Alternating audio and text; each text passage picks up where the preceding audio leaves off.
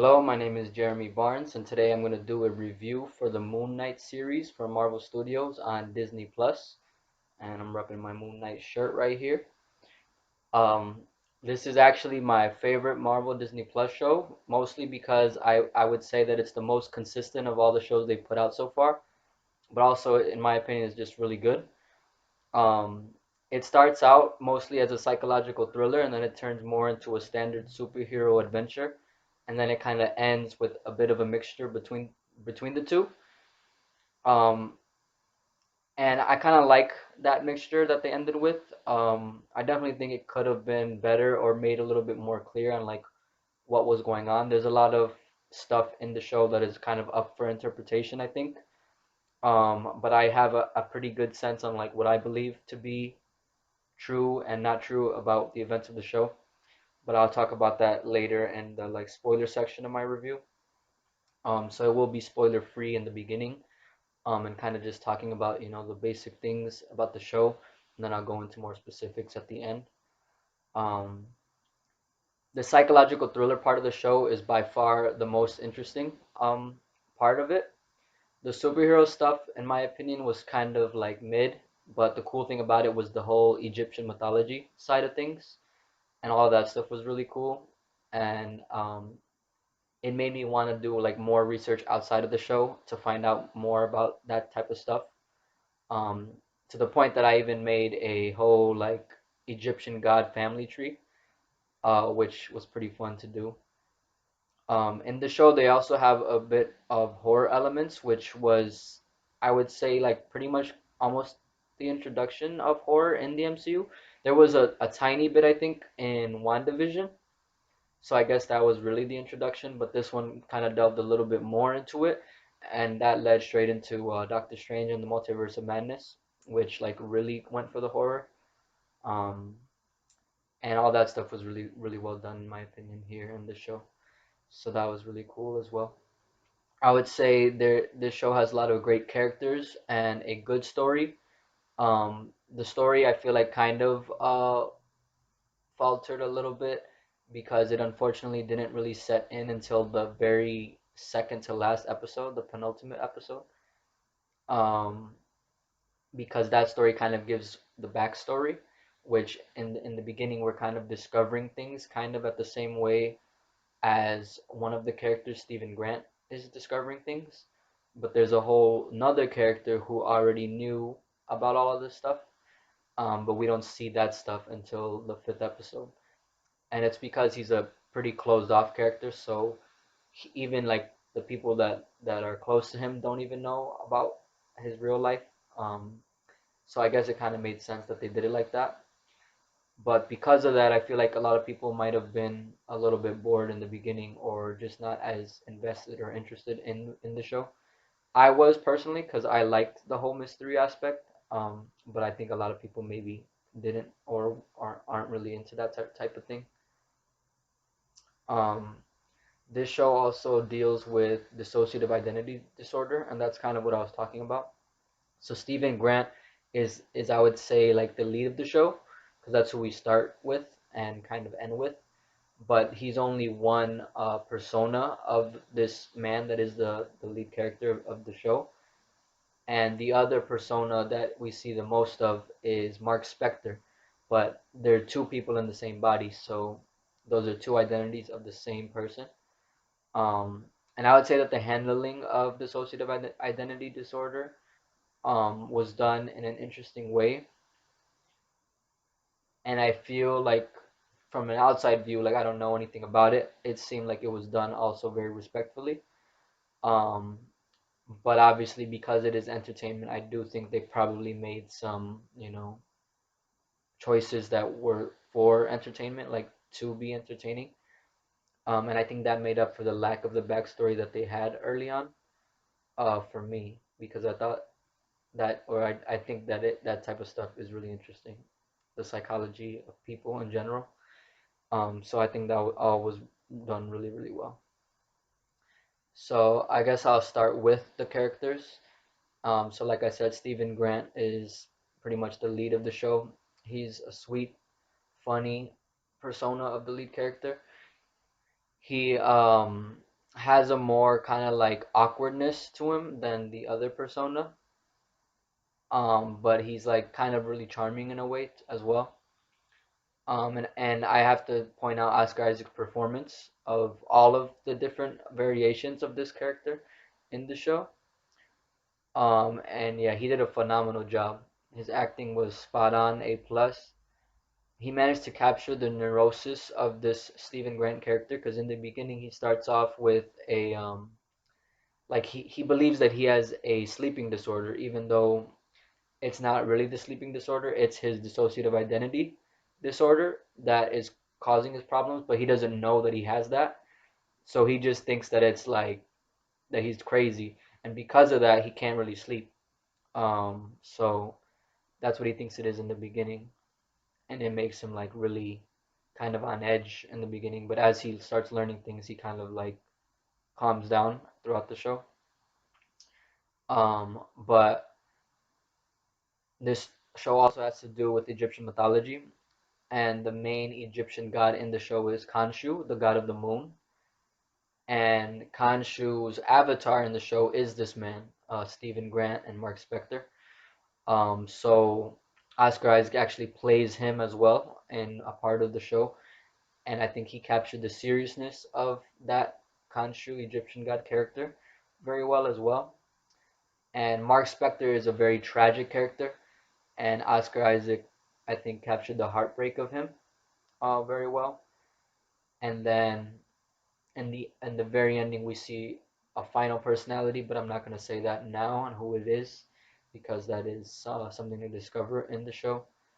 But that version of this person has a like ferocity to him, and I think Oscar Isaac did that really well as well. And this is all in one season, and he sometimes would actually switch between them like seamlessly within the same scene, and that was really crazy and cool to see as well. Um, the next character that I'm going to mention is the antagonist of the show, and his name is Arthur Harrow, and he's a very manipulative, seemingly kind man who ensnares people into his cult, which is a cult worshiping a different Egyptian deity called Ammit. And Ammit like punishes those who have done wrong in the afterlife. Um, but at the point of the show, Ammit is like imprisoned. So the goal of Arthur Harrow is to release Ammit from her imprisonment, and that's what like his whole cult is kind of following him for because they believe in her ideology and her mission. And Ethan Hawke plays Arthur Harrow, and he is terrifying with his subtlety of this character, and he did a really good job throughout the show as well. Because you actually believe that somebody could like why they would believe him or get on his like start following him, I guess, because he really does seem like a really good guy, and I feel like that's probably how a lot of cults bring in people because the people that are like recruiting or whatever, like they just know how to talk to people and just get them to think the same way that they think. And yeah, Ethan Hawke did a really phenomenal job with that. And then the next character I'm going to talk about is Kanshu, the Egyptian moon god. And just like Arthur Harrow, he is very manipulative, and he's a more hardened god than a lot of the other gods that we do see in the show. And it's probably because he was closed off from them. He was actually banished. But his whole goal is the opposite of Ammit's goal. So he seeks to make evildoers suffer for their crimes that they've already done.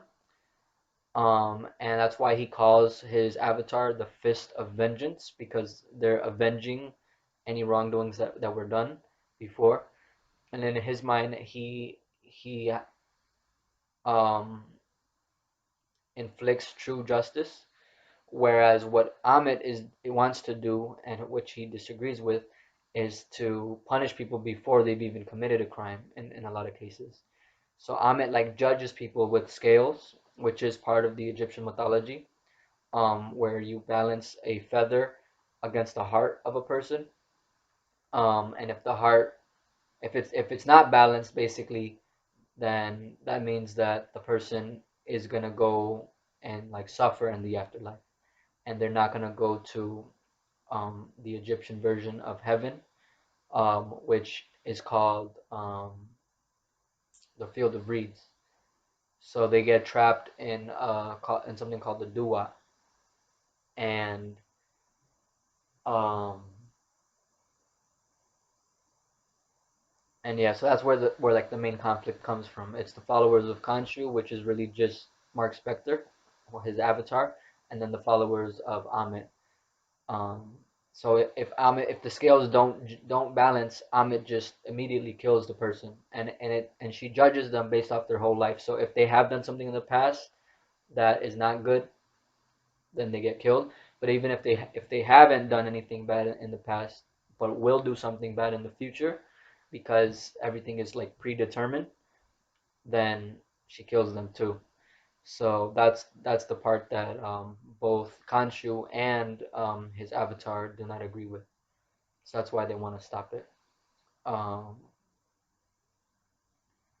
and his avatar is Mark Spector. Mark Spector is the one that actually made the deal to be the avatar with Khonshu, and this is why Stephen Grant in the beginning of the show doesn't know what's going on, um, because he has no memory of anything that Mark did. Um, but Mark is, like I said earlier, very closed off, but he's also very charming in a different way from Stephen, the way that Stephen is. But he's very serious and angry, and I think he's a very burdened character. He has a lot that he holds on himself. He carries a lot of weight, and that's why he is the way he is. But I feel like him and Steven kind of like balance each other out. But I'll talk more about that when I like mention the story overall, what it's about. Um, the next character is Leila Alfoli, and she's the daughter to an archaeologist who was after the same thing that Harrow was after, which is a little scarab, like kind of compass thing, but for different reasons. Um, Layla's father was after it just because he's an archaeologist, I think.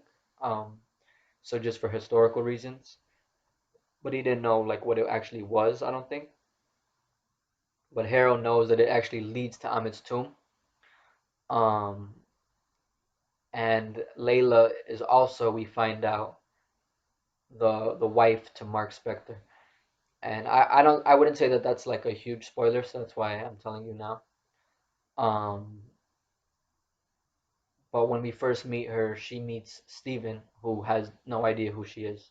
So it's really interesting to see that, and how that relationship is actually different from the relationship between Layla and Mark. So that was really funny to see. And the actress who plays Layla is called May Calamawy, and I think she also did a phenomenal job. She was able to show Layla as everything that like a person could do, all the different sides to her. So she showed her as very vulnerable and caring. She cares for Mark. Sometimes she's annoyed or angry. She shows that. There's some moments that are a little bit flirty, some moments that are very intense where there's actually action that she gets involved with, and she's a badass in the action. So that was all really cool. And there's even a part where she's a whole different person because just like Mark, she also a god goes through her, and she's the avatar for a different god. And that scene was also like completely different. So that was really cool to see. Um, and I guess I'll spoil this now to who the god was, because that is the next character that I do want to mention, and it's the god named Taweret. And she's a hippo deity who has a very bubbly personality, very youthful, especially compared to the other gods that we see in the show. And she's also very helpful. Like she's helpful to Mark when they meet. And I think her whole role in the Egyptian like pantheon is to kind of guide people through the afterlife. At least that's what we saw in this show. Um, and yeah, she was great. Um, So now I will talk about the story, and I would say like the story of this show is a man, Mark Spector slash Stephen Grant, making peace with all the parts of himself, those two parts coming together so that they can move forward in life and live a healthier and happier life. Because when we're with Stephen, he doesn't know what's going on, and he's like kind of traumatized by what he believes to be nightmares when he goes to sleep, which is why he doesn't sleep. But as he learns more and more about Mark's life, he's able to understand it more, and they're able to like come together.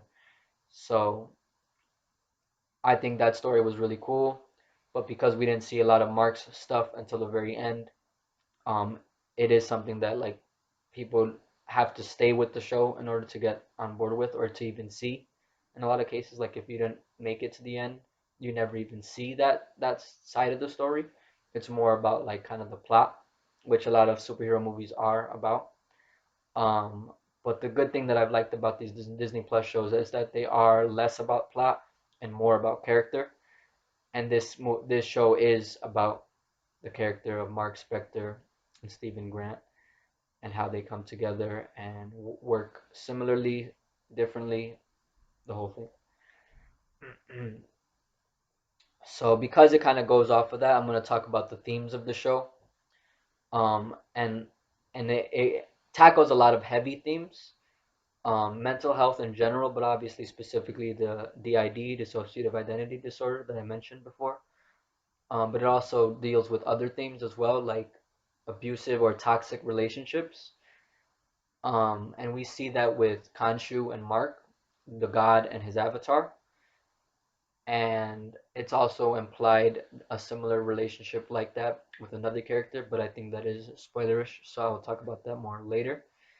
Um, and another theme is just dealing with trauma and how people deal with trauma.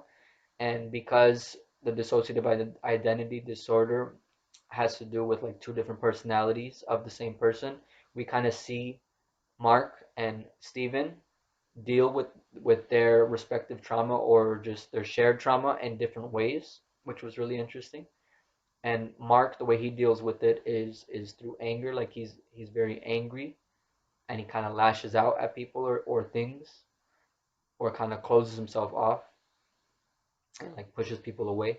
But Steven is just awkward. Like I think that's how Steven his trauma shows itself. Um, but he's not angry like Mark is. If anything, I would say what he shows the most is like fear because he doesn't know what's going on. Um, but yeah, it was really interesting to see. And then I already mentioned it before, but also the idea of justice, like what is true justice, and that whole different ideologies between Kanshu, the moon god, and Ammit, the god of the afterlife, or judging people, and that conflicting viewpoint, which we see with the gods themselves and with Mark versus Arthur Harrow. So I thought that was really cool as well because um, it is something that comes up. Like, should we, as a society, judge people based off of what they might do? Like in this case, like Amit says that she knows what's gonna happen. So the people, they just trust her, they have faith in her that she is telling the truth. But obviously, there's no facts to like support that. And in real life, we can't support that. But if we were to know that somebody was going to do something, should we stop it before it happens? Or is that wrong to do because we're like judging people and we can't do anything about it until after the crime has been committed? And this is actually something that the MCU has tackled before, I think, in Captain America: The Winter Soldier, which is actually my favorite MCU project. And that one was like Hydra was trying to take out its targets, but it's not an overall justice thing. It's just who is their enemies they take out. But also Shield was kind of getting on that same thing, like targeting people before they even commit crimes, and Captain America in that movie was not on board with that, which is why he's the hero. And I do think that it would be wrong to imprison somebody, or worse, if they haven't actually done anything yet. So I am on the side of they have to commit the crime before they pay for it. Um, but yeah, all that stuff is really interesting. Um, the next thing that I want to talk about, I guess, will be the action in the show, because most superhero shows are action, or that's a big draw. And I would say for this one, it was pretty good overall, but it wasn't as impressive to me as the best parts of The Falcon and the Winter Soldier or Hawkeye, two previous Disney Plus shows from Marvel.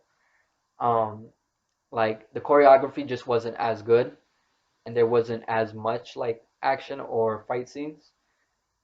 And that was fine with me, because I was, like I said before, more interested in the psychological aspect and like the character, and not with like the superhero stuff. But when it did happen, I did enjoy it. Like I thought it was pretty cool.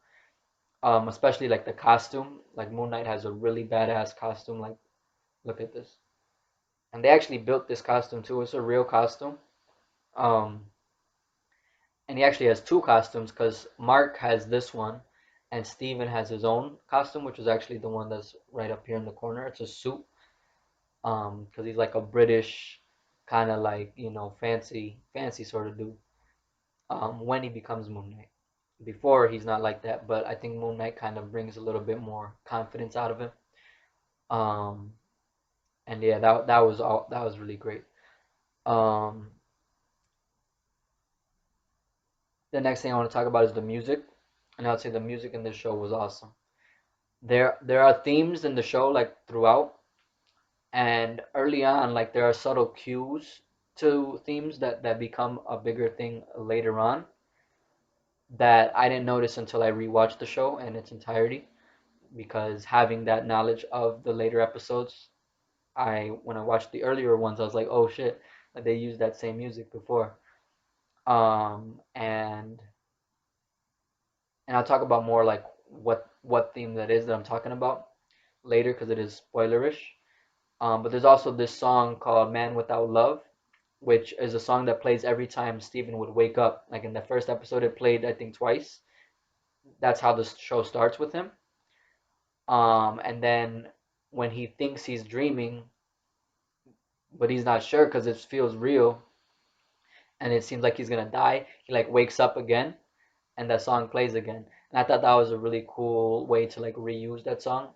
And then it also ends the show with that song too, which is really cool.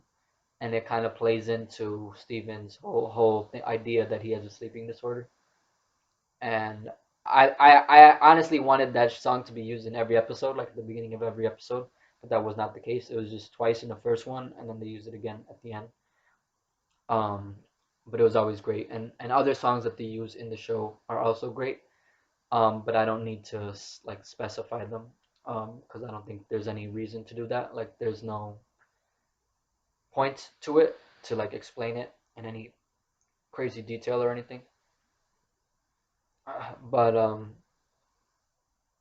the next thing that I want to talk about is the set design, which also was crazy good. The set design was amazing. They had a lot of cool sets that are part of the Egyptian mythology, and they actually rebuilt an exterior Egypt, like whole kind of like block or even neighborhood, maybe, I don't know. I believe in a different country, in I think Jordan, but I could be wrong. So don't quote me on that. But either way, like it was crazy because the like lead director of the series is Egyptian, so he knows how Egypt looks, or should look, and he like literally did it. I think he wanted to film in Egypt, but I don't think they filmed any of the show in Egypt, except for maybe a desert scene. But they might have used a different desert that is not in Egypt to film. I'm not sure. But yeah, but he like rebuilt it, and people from Egypt are like, that looks exactly like Egypt. So that was crazy. And there's a lot of like tombs and stuff like that that is in the show that is really cool. Um, so I definitely got to give a shout out to the set design people. They went crazy with that. Um,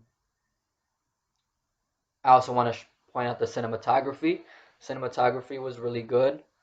Um, the show uses a lot of reflections, and that's kind of how Mark and Steven like switch personalities into the body.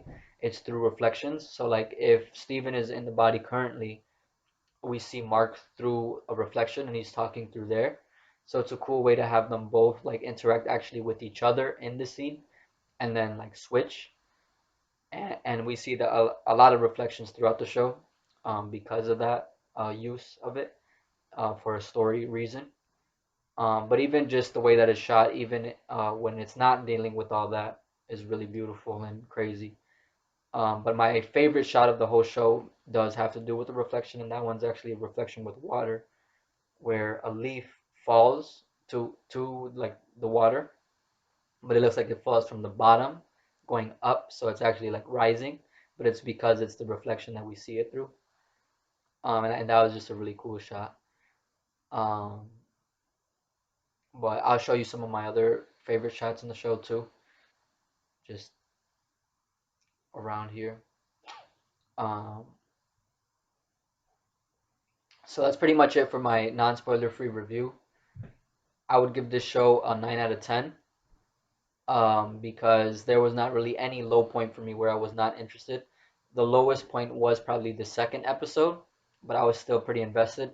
I just, for that one, the reason why that one was probably my least favorite is because Steven was kind of like over the top goofy in that one. And I thought he was gonna be cool when he wore this like suit, but he was just goofy because he didn't know what he was doing, and I just didn't like that as much as the other stuff. But it also had a lot of good stuff in it as well. And actually, that I think that shot, my favorite shot from the show, is from the second episode. So it at least had that going for it. Um, so now I'm gonna go into the spoiler section of my review, and I'm gonna go back to some of the stuff that I already mentioned and like talk more specifically about it. So the music thing I mentioned about how the there was some subtle cues early on that was like kind of a signal to what will happen later is everything that had to do with the mental hospital, the asylum. Um, and we were first introduced to that, I think, in the second episode where Stephen gets fired from his job at the Museum of London because of something that Moon Knight he had a fight. So he gets fired because he was caught on the camera there when he walks out, and the company or whatever, the museum recommends him to see some doctors because he seems to be going through a lot of stuff with his whole like not sleeping and all that. And I'm not sure if they know about his life because he doesn't really know. But since it is spoilers, I'm gonna say that his mom passed away recently, so that's another reason why he's kind of like losing it, like mentally. And we see after he's like seemingly shot and killed, well, he is killed. He's shot by Arthur Harrow in episode 4. It transitions to him waking up in a hospital, in an asylum, and that's when the music plays like the actual theme in its entirety is played, and we don't know like what's going on, like if it's real or what's going on, if he was just crazy this whole time and he's always been in this mental institution and everything that has happened in the show was made up. But it was cool that they had those like little teases on early on with the music and with some of the visuals too. Like there was actually some statues that we see later in the actual asylum episode that were there when he was being consulted by the person that was like trying to lead him to the doctors. So that was really interesting to see, for sure. And the thing about the themes of like the abusive relationship, we find out in episode 2 as well. So this episode actually does have a lot. It's really a really important episode. We find out that the antagonist, Arthur Harrow, was actually Khonshu's previous avatar, and it's because of his relationship or his experience with Khonshu that he's doing what he's doing and trying to release and find Ammit, because the way that Khonshu did things, Arthur didn't really actually like anymore, which is why he ended up leaving Khonshu, and he wanted to like basically pay for the crimes that he committed as the Moon Knight, because he is very brutal. Khonshu is a very brutal person. Like he kills people who have committed crimes, um, but he uses people that have a good moral compass to do it. So I think in Arthur Harrow's mind, like Khonshu basically corrupted him, and he's trying to make up for that corruption by following Ammit, who does it like not in a vicious way. Like she just drains the life force, so it's just like one, two, three. It's not painful. Whereas Khonshu, because he's the fist of vengeance, he wants people to suffer. Like he beats them to a pulp and like makes them hurt, makes them feel it before they die. So I think that's kind of where Harrow and Khonshu like disagreed. And it's interesting because I think both him and Mark actually, even though they might not like that they like it, they actually enjoy the process of being Khonshu's fist of vengeance and taking these people out. Um, but I think Mark's relationship is kind of interesting, um, and different from Arthur Harrow's. We obviously never see Harrow when he was the avatar of Khonshu, unfortunately, because I think that actually would have been something cool to see. We only hear about it in the present day from what he says about it. But I feel like Mark's relationship is very kind of like a servitude sort of thing. Like Mark is a slave to Khonshu's like demands, and it's because Khonshu saved his life, so he feels like he owes him that. Mark feels like he owes Khonshu that because Khonshu found him when he was like dying in an Egyptian desert as a mercenary, because his partner or his boss, I think, wanted to just kill everybody and take treasures that they found. But Mark was not on board with that, so he took it out on him as well. But he ends up going into Khonshu's temple, so that's how Khonshu finds him. And he's like, you know what? This dude will be my next avatar. And he's like, if you do this for me, I will give you life, and you will live, and I'll protect you. Like this suit is actually a suit of armor where the wearer cannot really get hurt or die. So Khonshu keeps him alive no matter what happens to him. Um, but I think that dynamic is kind of interesting because Mark, we find out, is from a Jewish background, and from history, Jewish people have been slaves or enslaved before. Obviously, with the whole Nazi thing, the concentration camps. Um, so I think that's kind of part of the whole thing with him and Kanshu.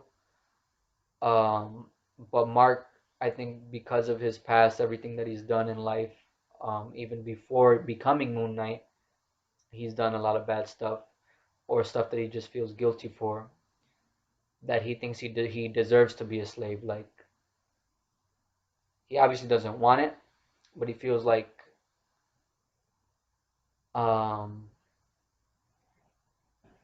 yeah, like he doesn't deserve happiness, so he needs to do this in a way, which is kind of crazy. But I this is something that Oscar Isaac has said himself, that that's kind of Mark's thinking behind it, and that's what's really like fucked up and sad about it.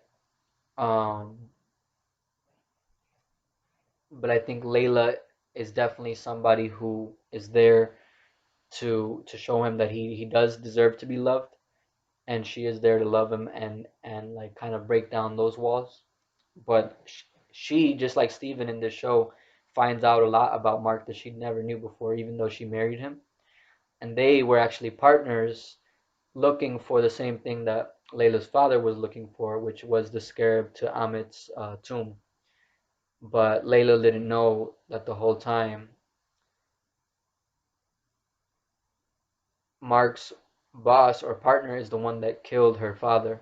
Like her father died looking for that in the tomb, or in the desert where Mark became Moon Knight, and their whole relationship was spawned because of his guilt for that man dying.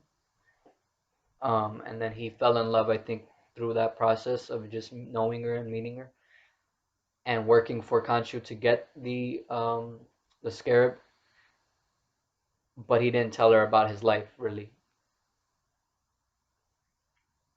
Um, so that was really cool to see. I definitely think Layla also has a very good arc on her own throughout the show. That was really cool to see as well. And I'll speak about that more. Um, so yeah, so like I said, her father was looking for this, and I think Layla definitely,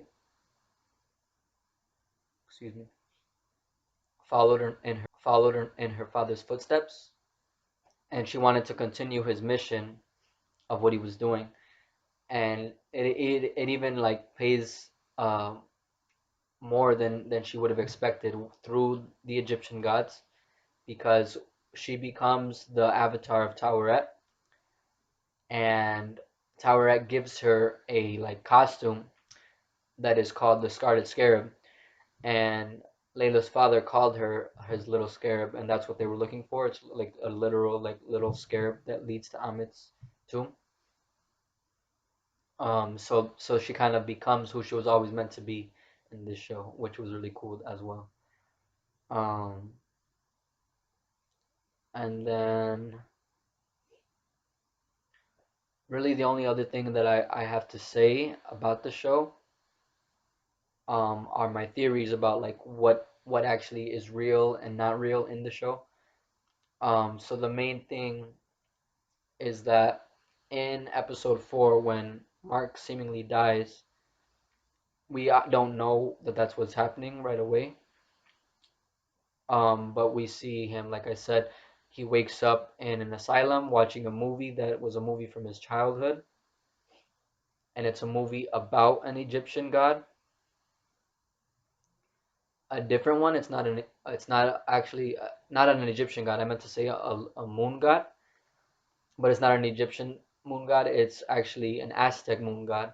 I forgot what the name is, and even if I knew it, I probably wouldn't be able to pronounce it.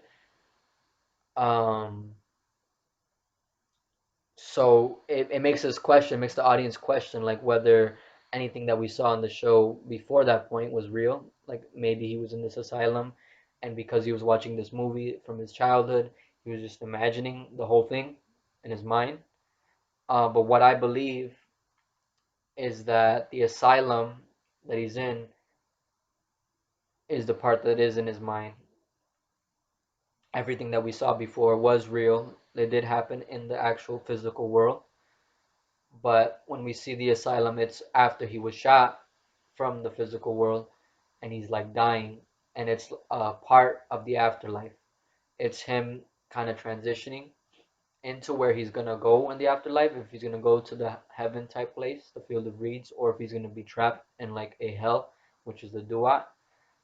And what I believe that to be is that the duat and the field of reeds is the afterlife, and the asylum is like rooms within a ship, but the outside of the ship we see the duat, and they're on a trip to wherever he's gonna end up, and his scales have to balance, and that determines where he ends up. But let me like be more specific. What I want to say about the duat, the afterlife in the show, I think there's kind of three layers to it. The bottom layer, like the third layer down, is is like the actual room where we see Mark or Steven or the third personality, which is Jake Lockley. Um, and more on him later. Talking directly with Dr. Harrow. Arthur Harrow shows himself as his psychologist or doctor in the hospital in this afterlife state, and I believe that room is like the deepest part of his mind that we see. The second part is right outside of the room in the hallway of the asylum, and there we see in one of the rooms, that's where Mark finds Steven locked up in there. But then when they're looking around trying to escape, there's the third personality locked in a sarcophagus separate from that. And what I believe is inside those sarcophaguses.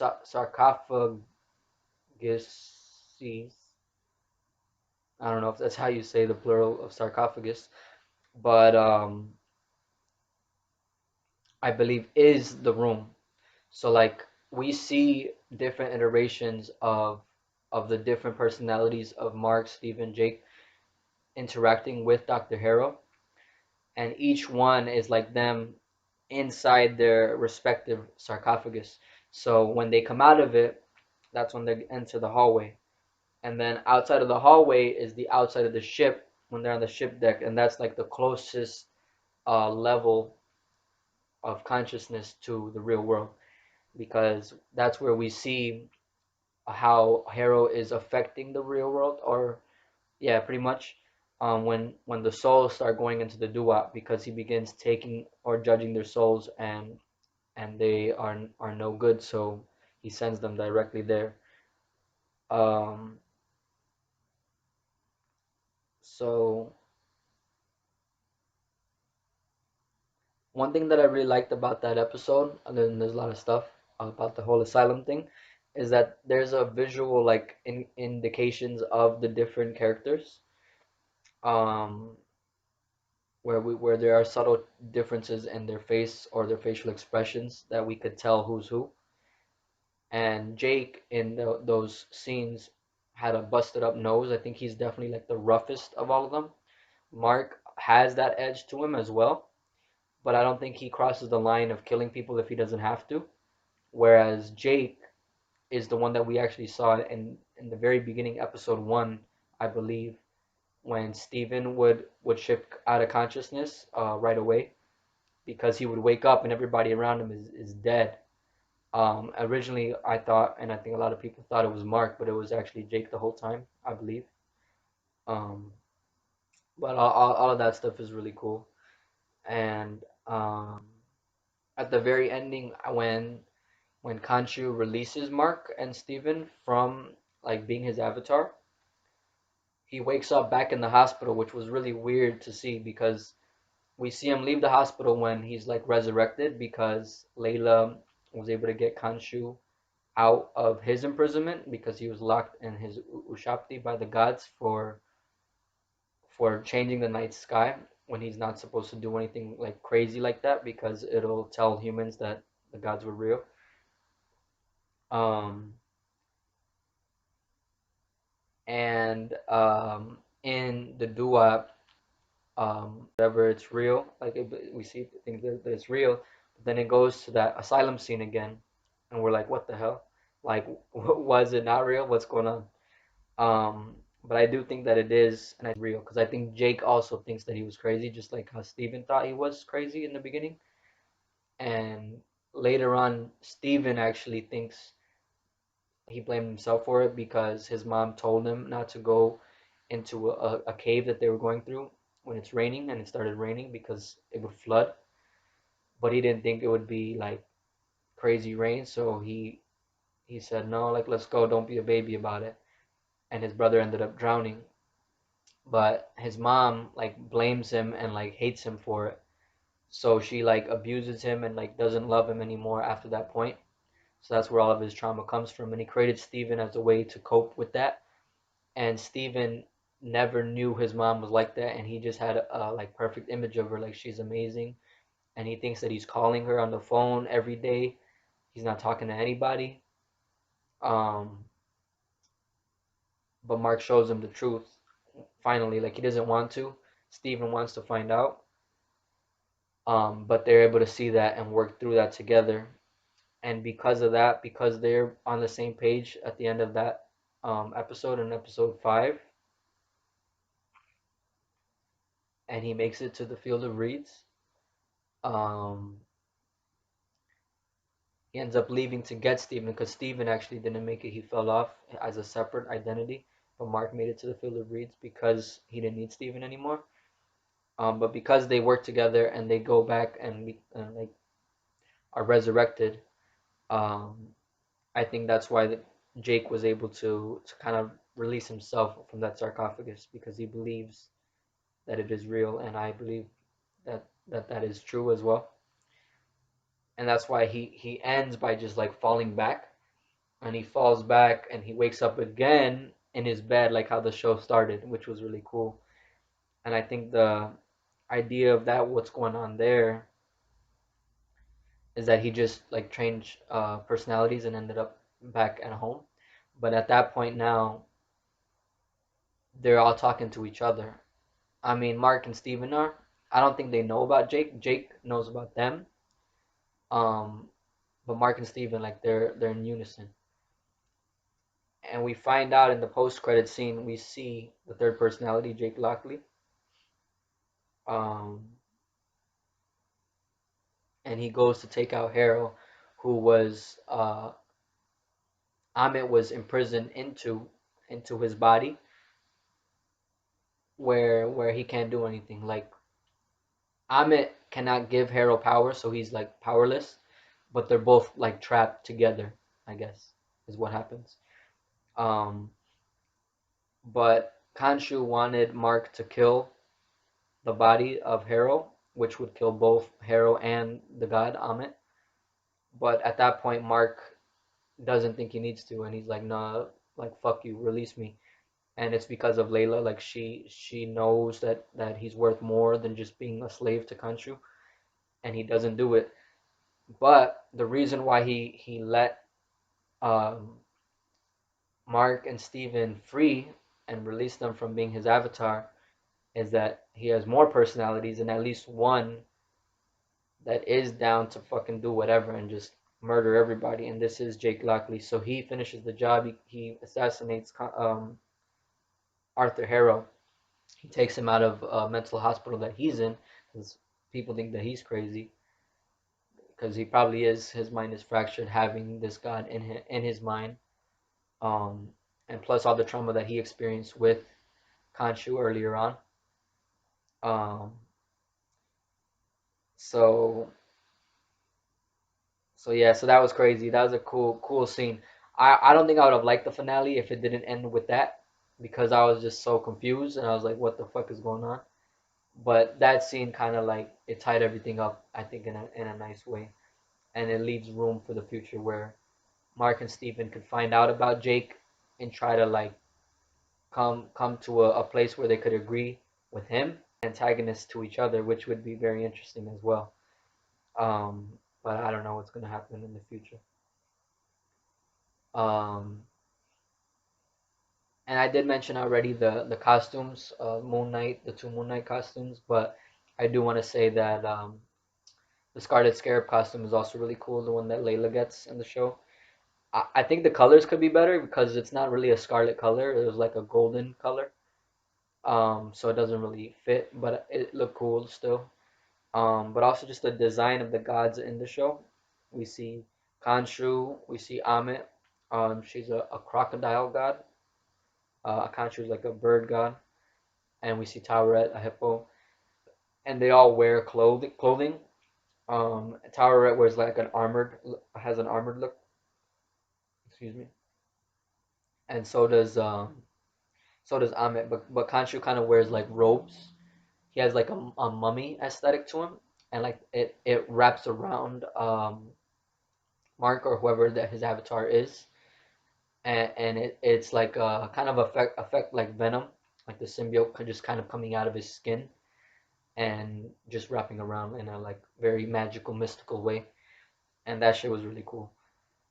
Um, but besides that,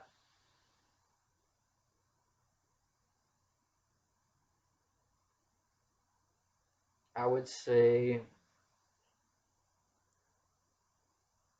that there's really not much to say.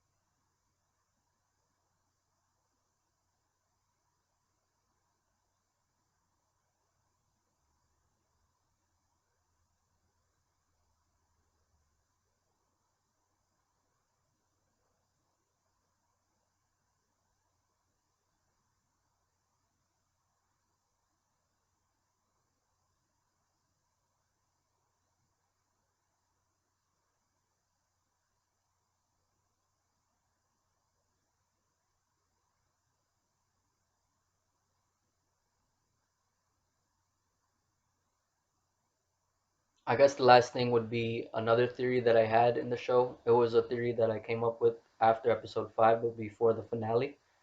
But after the finale and after watching the whole show again as one whole project, back to back, all the episodes, I don't think this theory is true. Like I don't buy it anymore. But I think it is kind of interesting as a possibility, so I do want to say it. Because it is probably the thing that I am still the most confused about in the show.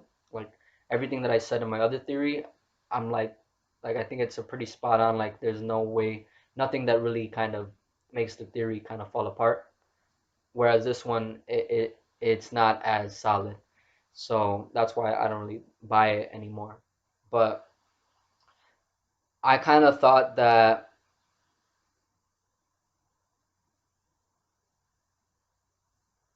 everything that was happening like in the field of reeds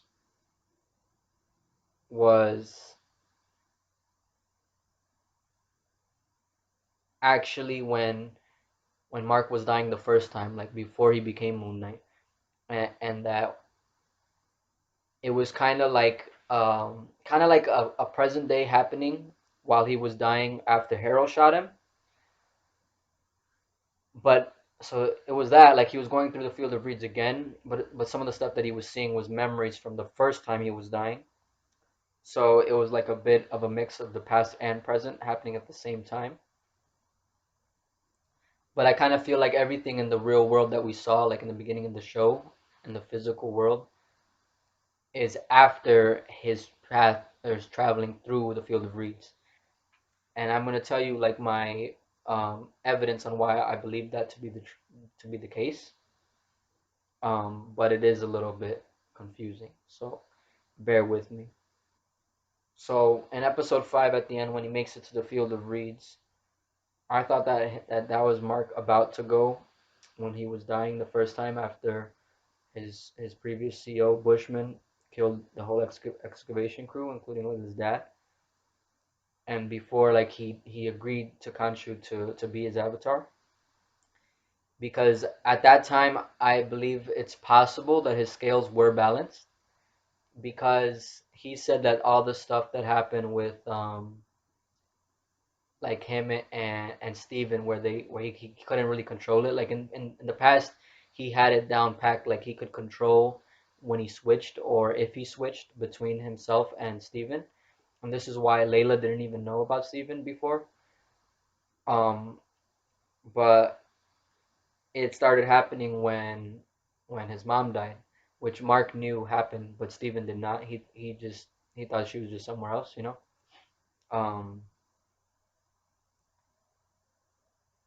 but at that time, it was before I think his parents died, and he was Moon Knight before his mom died. Um, so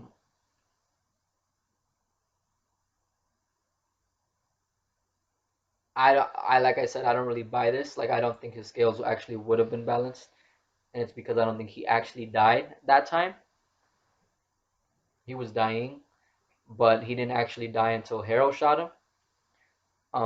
So that's why I don't know. But I'm gonna continue going as if I do believe this.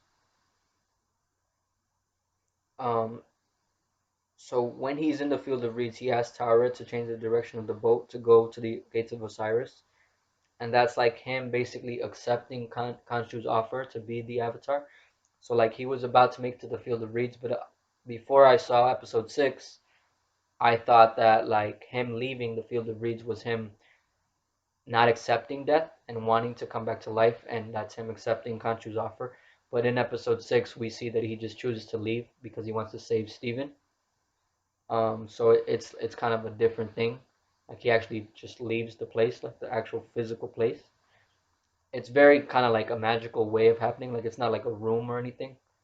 It kind of just fades out because he just chooses not to be there. But one of the major reasons why I thought that the whole show, um, that Mark's time in the field of reeds had to have come, or in the duat before the events of the show, was because in the beginning he has that fish tank, and the fish tank has a model of the boat from the duat, and like how would he know what it looks like if he'd never been there? Um, and he has it there, and then in episode 1 when he goes to the museum, there's a little girl like playing with a little pyramid figure there, and he's telling her about the field of reeds and passing through, and she's like, did it suck for you getting rejected from the field of reeds? Which she's talking to Steven at that point. And in episode 5, Steven falls off and gets stuck in the duat, so he didn't make it to the field of reeds like Mark did. So I was like, if he never died before, then where the hell is this information coming from? Like, how does she know that?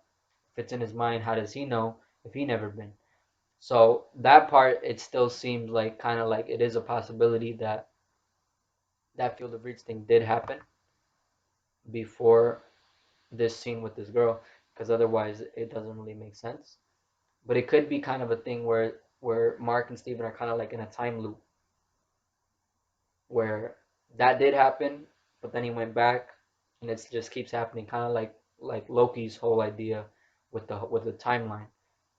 But I don't know. Like maybe we'll find out more about that later if Moon Knight starts to connect with the other Marvel stuff, because it was kind of its own story in this season. But like I said, we'll see. Um, and yeah, and then Mark says that his mother died like I think only like 2 weeks before like the events of the show, but he was Moon Knight for years because he had that whole life with Layla for like I think 2 years at least, where he was Moon Knight. She knew he was Moon Knight. Um, and I think that's when his scales began to become unbalanced because Steven was coming out more and he didn't know anything about Mark's life. Mark knew everything about Steven because he created Steven, but Steven didn't know shit. He didn't know what was going on. And it was at his funeral that kind of Steven first like kind of starts waking up, and he's like doesn't know where the fuck he is because he didn't know how he got there. And it's because Mark is the one that took him. So yeah, I don't know. That's just another theory that I have. Could be possible, could not be. Um, but yeah, that's all I'm gonna say. Um, I do like that even though it's kind of more confusing, I feel like this show did kind of tie things up in a like nicer, neater bow than WandaVision did, which was my second favorite Disney Plus show from Marvel. Because that one there's a lot of stuff that they didn't answer, whereas here I think they did, or at least gave you a clue that you could kind of figure it out and make an answer for yourself. But WandaVision, you kind of can't, I think, for some things. So that's another reason too. But I just want to end with a ranking of the episodes. And originally, my favorite was episode 4, but after watching it all together again, I do like episode 5 where we get the backstory. I think that was a really cool episode, and it was very emotional. Like we see Mark's trauma really come out, and we see him open up to himself and to Steven. So that one is my number one now. Episode 5, The Asylum. Then it would be episode 4, The Tomb, and that episode had the most horror aspects to it. And then we actually followed Layla a lot in that episode, and she was a real badass. Kind of separate from Steven, and that was really cool. Episode 3 is my third favorite, The Friendly Type. That one I just love like all the things that Khonshu did in that one, where he showed his fucking godly power, where he caused a lunar eclipse, or I don't know if it's a lunar eclipse or a solar eclipse, but he covered the sun up with the moon. So whichever one that is, that's what he did. And then at the end of the episode, he fucking turned back the stars, or at least like to how it appeared, because I don't think he actually like moved the stars, because I think that would have caused like fucking obliteration of planets, unless it is possible and he did do that and it just doesn't affect Earth because it's too far away. I don't know exactly how it works, but it is a piece of fiction, so it doesn't really matter. But it's just fucking cool to see. And we got to see all the gods for the first time in that episode, their avatars, and find out a little bit about them. And that was really cool. My fourth favorite episode is the first episode, the Goldfish Problem, and that was when we saw a lot of the switching between Steven like losing consciousness and somebody else gaining, but we didn't see the switch. We only saw him when he woke up again, but he was in a different place or position than he was before, and that stuff was really cool. We did see more of that in episode 3, which was the previous one I just mentioned, and that's when we kind of first got a hint at Jake Lockley. Even though, like I said, I think he was there from the very start. The finale is my second to last favorite, so fifth on my list. Just because it was kind of like, a lot of the cliche fighting in the sky, CGI stuff. A lot of the action actually in that episode was some of the best action in the whole show. With the choreography and everything, it was really cool how Mark and Steven would switch between their Moon Knight personas because they were in unison at that point. All that stuff was really cool. And then Layla was a fucking badass, and they were working together, so that was really cool. But like I said, it just wasn't as interesting as the more psychological stuff, like we saw in episode 5 and 4, and even in 1. And my least favorite, like I also previously said, is episode 2, um, which is called Summon the Suit. The finale I didn't mention is Gods and Monsters. Um, so yeah, that's my list, and I include a little thing with that on there too. Originally, episode 4, I mean, episode 5 was, I believe, like fourth on my list, I believe. I think it was 4, 3, 1, then 5 for me, and then 6. Just because it was like so much of a detour from like the core story, having to go back with the backstory that, and originally I liked it, but I didn't like it as much.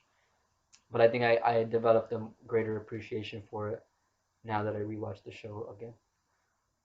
So that's it for my Moon Knight review. I fucking loved the show. It was really cool in terms of the psychological aspect. The action was decent, but the characters are definitely like the best thing. I loved all the characters. Ethan Hawke's Arthur Harrow was a pretty good villain. Not one of my favorites, but he was good and interesting. It was more about his, I think, performance that was really good. Oscar Isaac was fucking great. It was Mark, Steven, Jake. Layla was badass. She's definitely one of my like top characters now. Like kind of jumped up on the ranks for sure. All the gods were really cool. Kanshu was a badass, even though he was a bitch. And all the Egyptian mythology and everything that was put into the show to make it as um, like accurate, true to the culture as it could be. So yeah, once again, a 9 out of 10 for me. Fucking loved it. So Thank you for watching my review. That's all I have to say. Definitely recommend if you haven't checked it out. And I'll catch you next time. Peace.